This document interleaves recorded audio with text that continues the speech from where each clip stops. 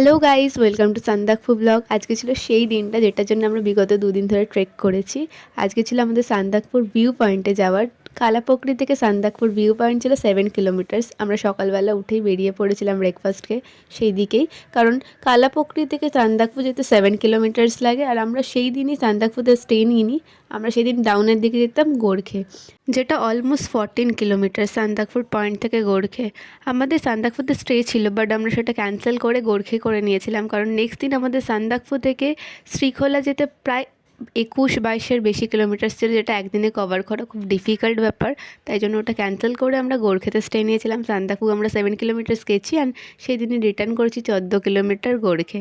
এটা ছিল view point সান্দাকফুর, যেখান থেকে অসাধারণ ভিউ দেখেছি, কারণ খুব ক্লিয়ার স্কাই ছিল। টপ হাইয়েস্ট 4 পিক দেখেছি আমরা। এই করে আমরা সান্দাকফু পয়েন্টে একটুখানি এনজয় করেছিলাম, ওখানটায় অনেক ছবি তুলেছি, কাঞ্চনজঙ্ঘা মন ভরে দেখেছি। আর সেই ছিল আমাদের গ্রুপ ভিডিও। অর্ধেক ভিডিও করতে আমরা এই পয়েন্টটা ভুলে গেছিলাম, কারণ এরপরে আমাদের আরও 14 কিলোমিটার ট্রেক করে নিচে নামার ছিল। তো আমরা এখানে বেশিক্ষণ স্টে করিনি, ভালো করে দেখে বেরিয়ে গেছিলাম। Thank you for watching.